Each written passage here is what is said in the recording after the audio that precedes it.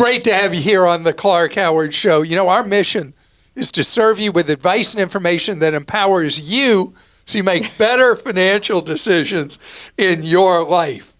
And it's Friday, so you know what that means? That means I'm getting geared up to hear how I can serve you better in our weekly Clark Stinks segment. Something else that stinks? How'd you like to be in a major brand hotel and find rats in your hotel room? Yikes. And the hotel's like, yeah, so what? I was just in a fancy hotel and I had bed bugs. How'd that go for you? I've still got the scars on my ankles. Ooh.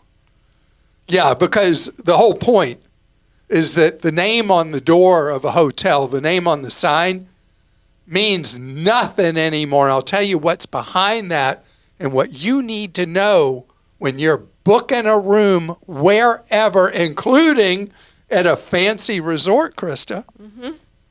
But now it's time to hear where I thought I was giving fancy-dancy advice, and you're saying, that Clark name on the door, that was no good, and Clark stinks. I should have never encouraged you to speak. You must think I'm pretty stupid. You should be ashamed of yourself. Well, maybe I'm wrong. Maybe I'm wrong. Maybe you're right, pal. Dan in Ohio says, Clark, you missed the mark on independent contractors or W-2 employees. The IRS is only part of the problem. As an insurance agent, many policies will exclude subcontracted work, so the independent contractor's work would not be covered. Also, if the independent contractor gets hurt on the job and workers' compensation or Department of Labor can hold you liable for their injuries and fines if you should have classified them as a W-2 employee. It's important to classify these employees correctly. And prior Clark Stinks, someone said you need to follow the rules, but this was kind of different. So, yeah, we got quite a bit of feedback whenever we've talked about this, and this is something that as a country we've not been able to figure out for decades. And that's why there was something I read by a British economist years ago that I've talked about on the podcast and YouTube show, the idea of having a third category. Right now, we have this situation with people, you're either a W-2 employee or you're a 1099, that the third way of doing it would be to have a category called dependent contractor, where right now we've got a system that's just way too stark. You're either this or you're that, and when you're an IC, independent contractor, basically you got nothing other than pay for hourly work. You're not accruing any time towards anything, no vacation, no sick leave. You can be dismissed at any moment. That there's a need in the marketplace for another classification. The economist wrote this idea, dependent contractor, but it could be called whatever. We have a system that is not working well functionally, and obviously we would not have had so many posts about this from so many angles if our current classification system was working well. This is from Linda in the state of Washington. Sorry, but Christa stinks. Please learn to pronounce Nevada correctly. Ditch the Boston College pronunciation as it is not correct. All right, so my brother and I was just in Utah visiting my brother and my sister-in-law with Lane, and we were arguing about Nevada. So, I don't think people there have resolved it. Just like, do you know what people call Missouri in addition to Missouri? Missouri in some parts of the state.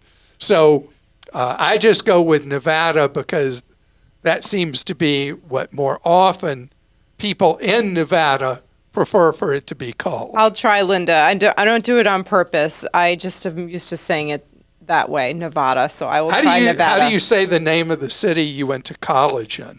Boston. How do they say it? Boston. Baston. How do they say it? They say it where there's a complete different. You Some can say do it. Boston, that's kind of more, and I grew up in, there are dialects all over the place, up there too. Okay. Christine in Oregon says, I was disappointed in your response to Michael from Pennsylvania, whose wife likely passed a school bus with flashing lights.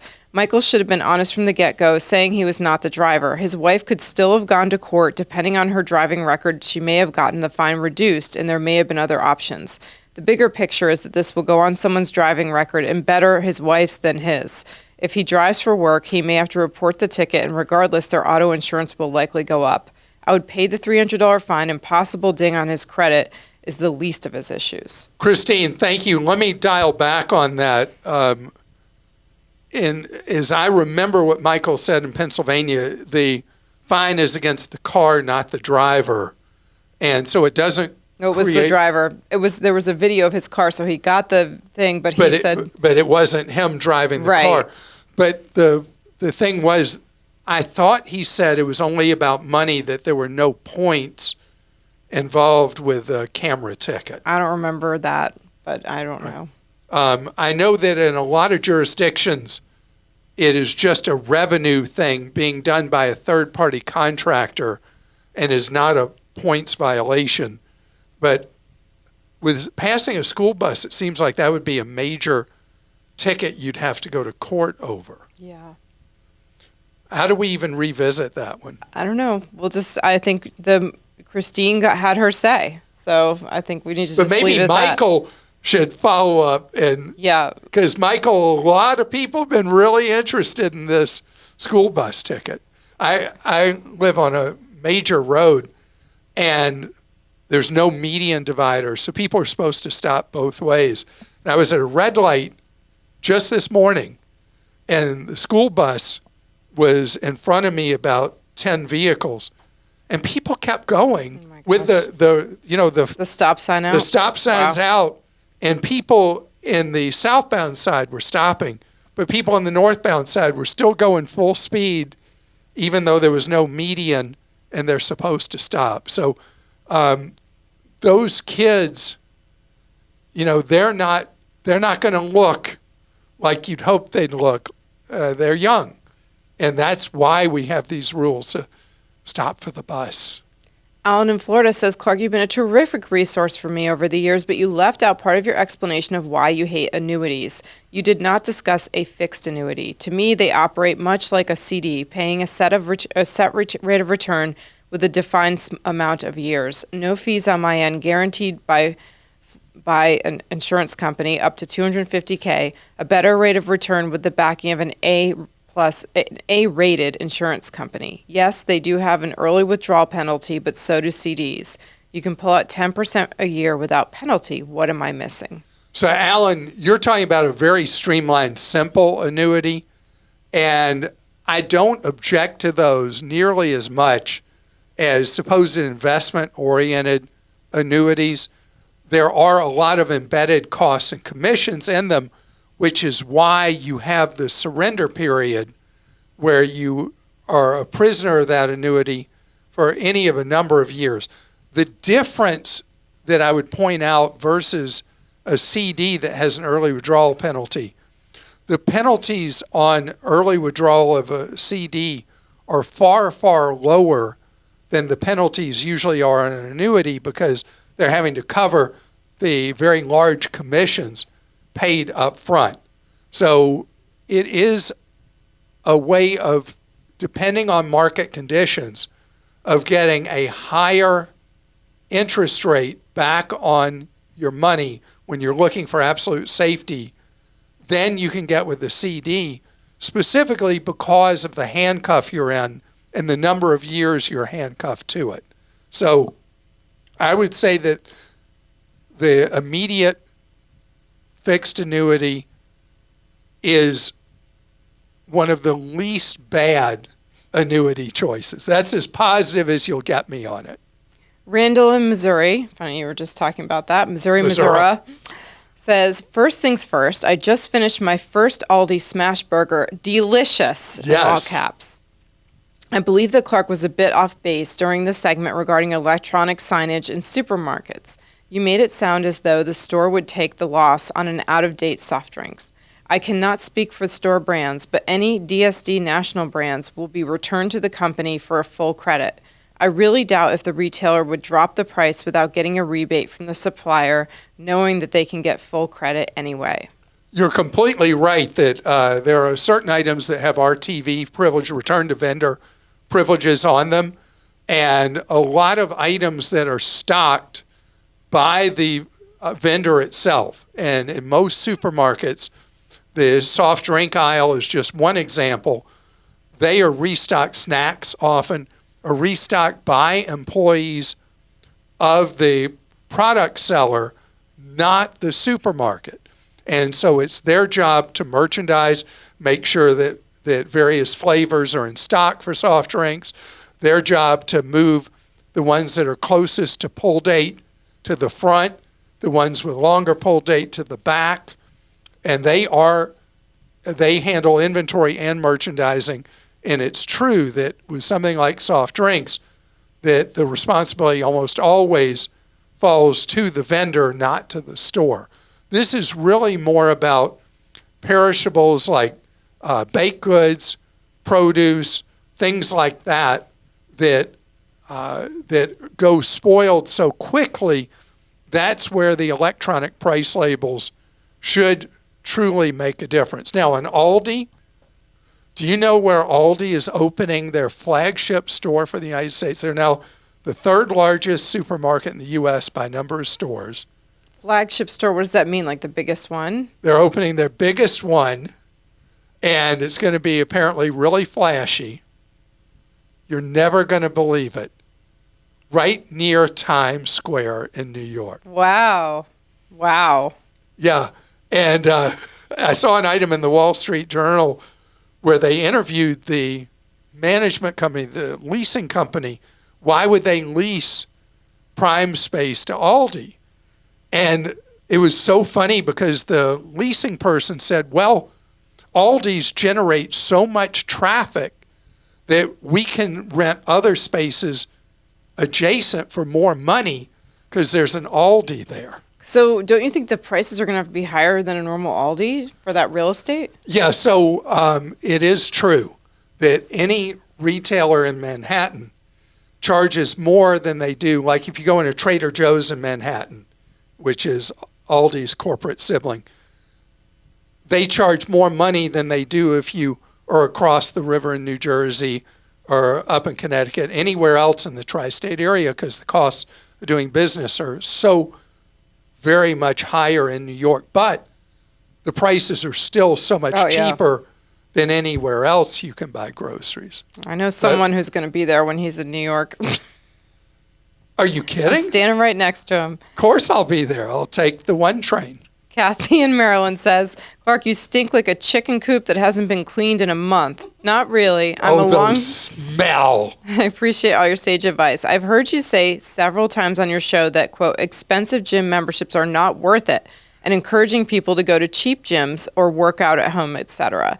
Although I am biased, I own a yoga studio, I want to bring your attention to the value of in-person group exercise. The simple fact is that there is a segment of the population who will never... That's my warrior, I know, too. Clark's doing yoga poses while I'm reading this.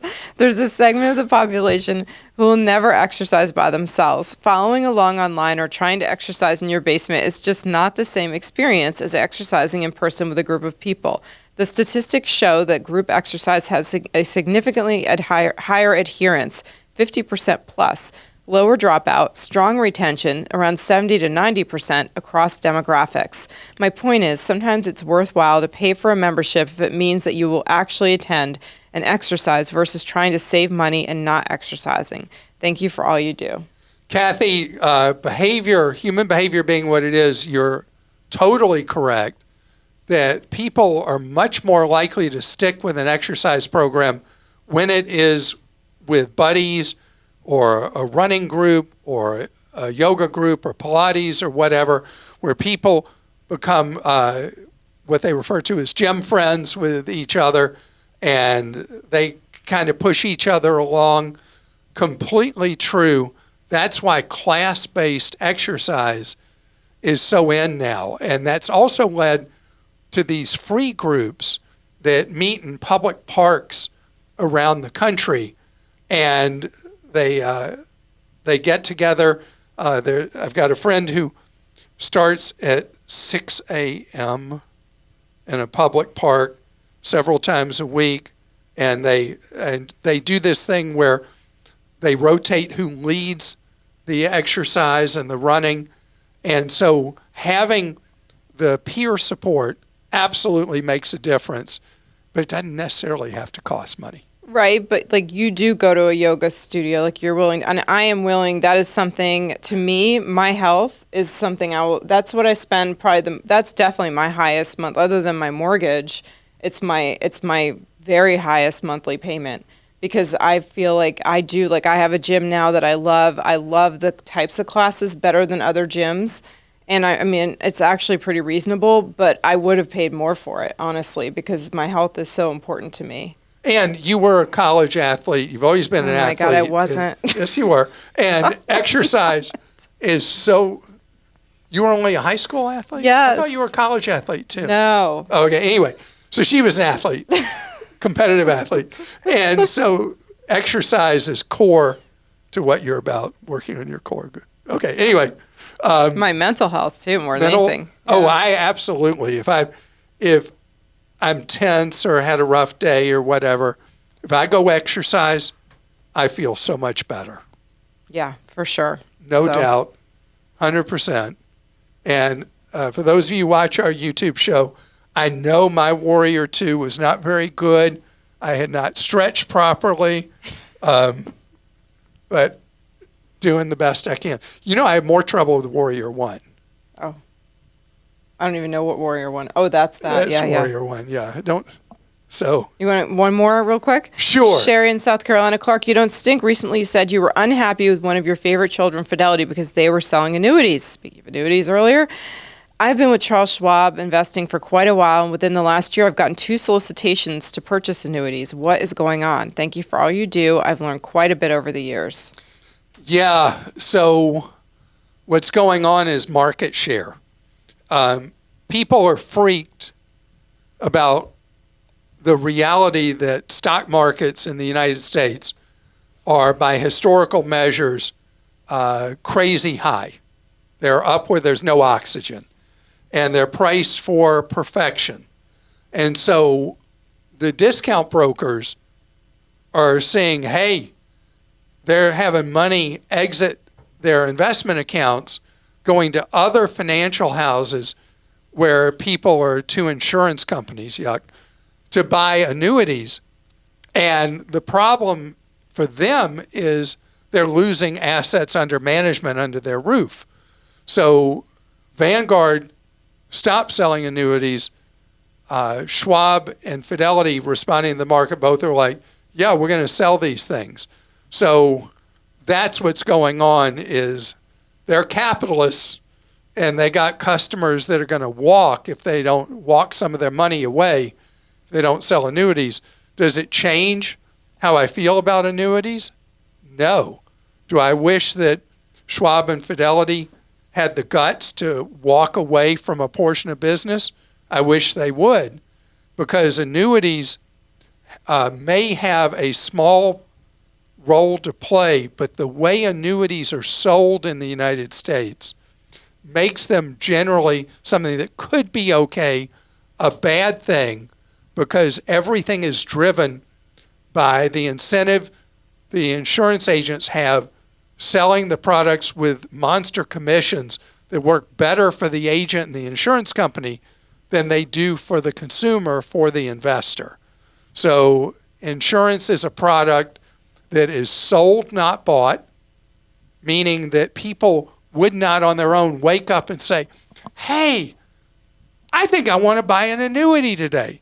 They are driven, the sales of them driven by commission people that are convincing people that their fears will be addressed and solved by buying an annuity. If you do decide you want to buy an annuity, know what your state's limits are on coverage if an annuity provider, the insurance company, goes insolvent.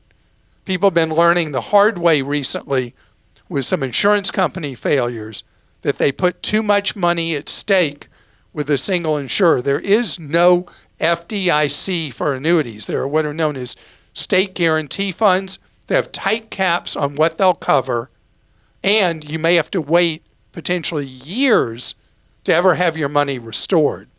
So if you are going to jump in the annuity pool, don't ever jump in too far with any one company. That's all I got to say about annuities for now. Straight ahead, the name, any name. How do you know you can count on it? In the hotel business right now, you can't count on the name. So hotel chains used to live and die by reliability, consistency, because that's what's created the value for the brand name on the building, that you could book a room there and trust it. And that is what hotel chains thrived by or suffered from, a lack of consistency. But today, that's not really what's going on. Things have changed in the hotel business. And it's led by hotel operators no longer owning their rooms. They are selling brands to people, trying to shift the cost of building a building, managing it, and the risk of making or losing money onto the owner of a hotel location, not themselves. So they are only in the business of growing room count, because they then get royalty fees for every dollar of revenue that is booked at a hotel with their name on them. So they have a direct marketplace incentive that is anti-consumer. The hotel chain, Marriott, Hilton, Hyatt, IHG, any of them, their incentive is not on enforcing standards of quality. Their incentive is on getting as many rooms under a brand name that they own, that they then receive the royalty fees from. The CEO of Marriott last year said net unit growth, that's number of rooms under Marriott brand names, will probably be on my tombstone one day. And he talked about wanting to capture 100% of our guests' travel wallet, that it's all about net room growth, which he said just a few months ago in another speech, that that's what it's about. And it's not just Marriott, but Marriott's the biggest player. And View from the Wing wrote a story that then's gotten a lot of play since, about somebody who pulled out the sofa bed in a Marriott branded property and found rotting baby rats in the sofa. There was terrible smell in the room, and they couldn't figure out what it was. And then they were pulling out the sleeper sofa, and there were all the rats. So a rat apparently had given birth in the sofa, and the dead babies were there still rotting away. So the hotel offered nothing other than a different room. Marriott, when they complained to Marriott, gave them a big fat nothing. I've seen the pictures. They were disgusting. They were posted by the guest. I'm glad that they were wiped before I got to see them. It's just awful. But anyway, the funny thing, what do people do to try to make a story go away? And this is why I especially want to talk about what happened here. Marriott must have entered into some NDA with, non-disclosure agreement with the couple, because now the pictures are gone. I'm sure somebody's captured one and posted it somewhere. I'll look. But No, I don't want to No, look. you don't want to I don't wanna look, no. Because I don't get grossed out by stuff. It was pretty nasty looking at that picture of the carcasses of the dead rats. But this is the core of the problem.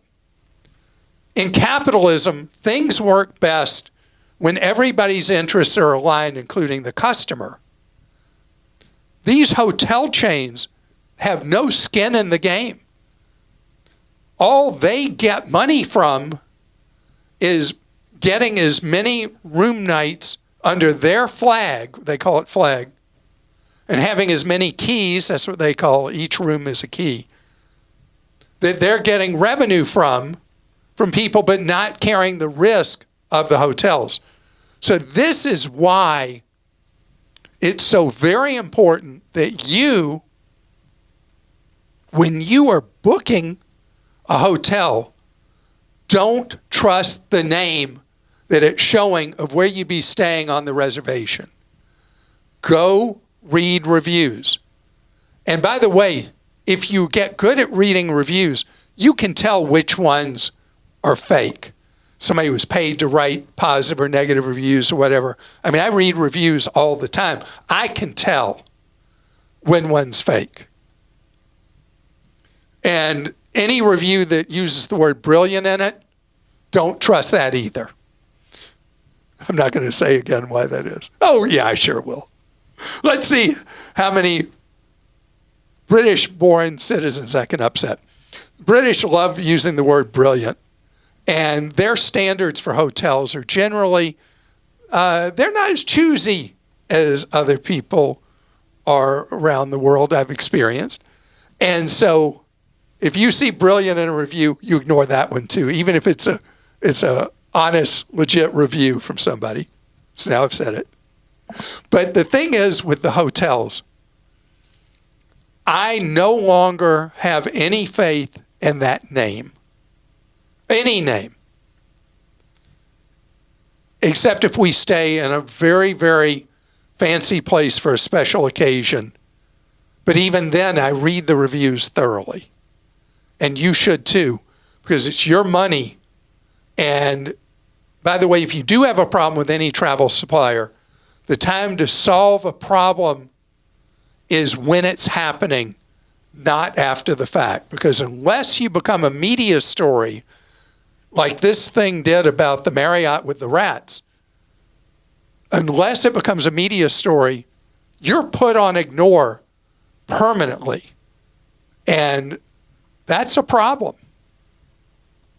I did just do some Googling and You couldn't resist. I didn't find those photos, but I found other photos in hotels of rats like floating in pools and all this other stuff. Wait, there's a picture of it. I just found one. Oh, that's nasty. That's nasty. That's so gross. Oh my gosh. Oh, man. Okay, so also to marketing geniuses at Marriott, if you have a disgusting situation like that, solve it before it becomes a media problem. How about that? Okay, Jesse, I have some travel questions. Jesse in Georgia says, regrettably, I was surfing the web window shopping for possible destinations at an all-inclusive resort in the Caribbean. I was in a major auto accident 4 years ago. I'm so sorry. And I wanted to reward all the wonderful care that my live-in girlfriend has provided during this time. Though I haven't fully recovered, I had high hopes to be well enough by Christmas to take her somewhere very special that I knew would be an incredible surprise for her, and was strictly window shopping at this point. During my search, I completely, by mistake, clicked the no cancellation booking button on a resort on a major travel website. Yeah. I immediately called them and applied for a refund, explaining to them what had happened and how it was completely unintentional, but they refused to cancel the trip. I explained to them what happened, as well as my current uncertain health situation that may or may not allow me to actually take the trip. I also called the credit card company and put a non-payment on the purchase, which is in progress. Of course, I'm not sure if that will go through and be approved, so I'm afraid I may be stuck with a trip I can't use, and it costs over $4,000. Any suggestions on how to stop this and maybe book again later when I know I'm going to be physically able to go? All right. First of all, Jesse, I wish you a full and complete eventual recovery. And how wonderful that when the chips were down, your girlfriend's been there to provide great care to you over this 4-year window. With the big travel suppliers, this is something we addressed on the podcast a while back. Everything they're about right now is non-refundable, non-refundable, non-refundable. And bookings are set up where unless you pay close attention, you're booking non-refundable. You have to be very, very cautious with any booking site that you are not booking a non-refundable. I do not book non-refundables, except airline tickets where I travel so often that you get a credit you can use towards future travel. You don't get that with tours, hotels, resorts. The money just is gone if you can't go.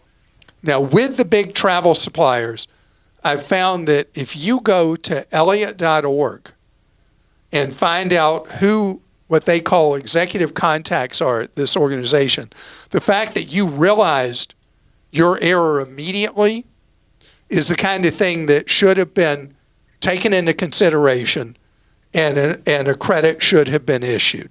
This is mean-spirited and cold. And I'd like you to see if reaching out to one of the executive contacts at this big travel supplier will make a difference. Why am I choosing not to name them at this point? Because we're only hearing your version of things, and this is a travel supplier I've trashed in the past when I've known the facts to be what they are. I don't know that in this case, but I want to hear back from you what happens after you reach executives there. What you need to know is that when you contact customer no service there, everybody is a contract worker at a call center, usually not even in the United States. They have no authority to fix anything, nothing at all. And I'd like to stay in touch and see what happens with this. Thomas in North Carolina says, I recently returned from a wonderful trip to Europe. I had done my research and knew which credit cards charged a foreign transaction fee and which didn't. But I was shocked when my credit cards were not accepted at several gas stations, parking lots, and restaurants. I asked some of the locals and learned that they were all using debit cards. Apparently in Belgium and the Netherlands, debit cards are the most common way to pay. My question is, are they all putting their bank accounts at risk, or am I being overly cautious with my debit card? So I don't know what the European Union's rules are on consumer protections with debit cards. The reason you hear me being anti-debit card is not the debit card just by itself. It's the fact that it lacks basic consumer protections under federal law that credit cards have. Now, what you experience, Thomas, in Europe is that you have to have chip and PIN at most places in Europe. So the gas pumps will reject you if you don't have a PIN code attached, or if you go to a gas pump that accepts tap to pay, or you use Apple Pay or Google Wallet, usually the transaction will go right through because it's a whole different way that things are processed using tap to pay versus using a traditional credit card. If it's one that has to be read, put in to the machine at gas stations and other places in Europe, you usually, like if you go buy a self-service ticket machine, you're trying to buy a train ticket or a bus ticket in Europe, you have to have a PIN code. So debit cards in the United States come attached with a PIN, and that's why if you don't have a credit card that has a PIN, I have cards that do have PINs that are credit cards, but if you don't, the debit card has to become a backup for you in places in Europe where you can't use tap to pay. Ryan in Virginia says, Clark, I will be embarking on some exciting international travel in the next year. After having only left the country once before, I may be traveling out of the country 4 times next year. Wow. To South America, to India, and to Africa for work twice. I want to sign up for a credit card that has no foreign transaction fees, but I'm curious where you think the most value will be. Should I consider an airline card, one of the 3 big travel rewards cards, or stick to a no annual fee cashback card that also has no foreign transaction fees?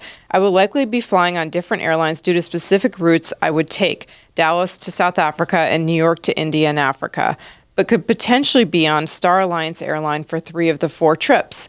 Should I go big for the miles or stick to my tried and true no annual fee cards with cash back? And P.S., I'm traveling to India for a wedding, and I'm curious to know how you would fit all the clothes you need for a 3-day wedding in just a checked bag. I don't think swapping out 3 sets of Kirkland shirts will cut it this time. And I think he means a non-checked bag, like a carry-on bag. Yeah, he has to do it. I don't think 3 sets of Kirkland shirts would cut it this time. Thanks. So Ryan, you are in luck, because this would be a point where you, because of the certain free agency with who you'd be booking, and you might possibly end up on Star Alliance a lot, but not necessarily. I would be an independent agent with the war going on right now for market share with the very high annual fee independent cards, Chase Sapphire Reserve, which is at $7.95, but with big sign-up bonuses available. The Chase Strata something. There's Got them all on Clark.com, and we put the latest sign-up bonuses. So that one, if you go into a Citibank branch to sign up for it, you get 100,000 bonus points up front. Has a lot of flexibility with it. $595 fee. The Amex Platinum is about to go up on annual fee. A lot of rumors what it's going to be, don't know, but that's going to be the most expensive. And then the 4th choice is the Capital One Venture X, which I love because it's $395, but they essentially rebate all that to you if you're a traveler. These 4 cards make you an independent agent. The sign-up bonus is available right now as the 4 of them jockey for position have been going up and up. One of the Sapphires has like a 200,000 point bonus right now I just saw for business owners, small business owners. So I would definitely, because of doing these 4 big international trips, I would decide which of these 4 you want. The annual fee you're going to more than make back over and over again with the sign-up bonus.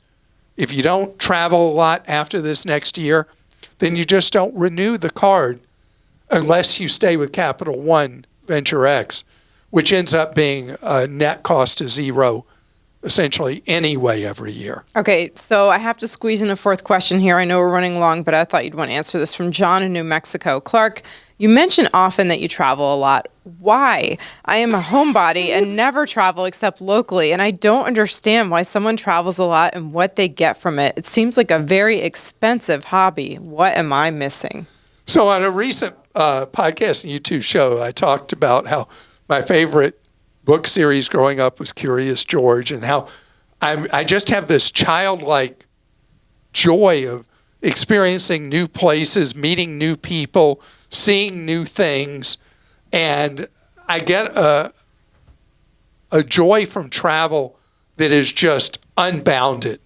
So for me, always knowing I get to go somewhere I've never been before or go back to a place I loved just brings me such excitement.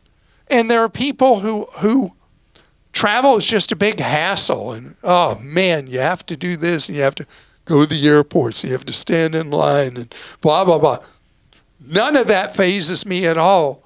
In fact, I love going to airports. I know I did hit my head as a kid once. Absolutely. So that's what it's about, is that I just love experiencing different cultures, different people, different places, seeing things, experiencing things, and I just can't wait to go do that again. So I'm at one extreme. You know how life is a bell curve? I'm at one far extreme. And then there are others at the other extreme. You sound like that you're happiest in your nest. And for my poor wife, who is clearly a nester, having to deal with how much I love travel has been a somewhat acquired taste for her. I travel less than I want, and she travels more than she wants. That's why we're the MasterCard logo. That we compromise and we get to that happy medium. You know what the happy medium is? We travel to places she loves. And I'm happy and she's happy. So, John, I got it. New Mexico's cool. You get to enjoy being there. And who wouldn't want to wake up any day in New Mexico? What a great place. And keep doing what you're doing, and I'll keep doing what I love, which is airplanes, airports, travel experiences. So, different things for different people. And I believe experiences make such an impact on us. So I hope you experienced something today in our podcast that was useful in your life, that you enjoyed hearing or seeing, and that this weekend is a great weekend for you, that you have a wonderful time doing whatever. But know all weekend long, we never sleep at Clark.com and ClarkDeals.com.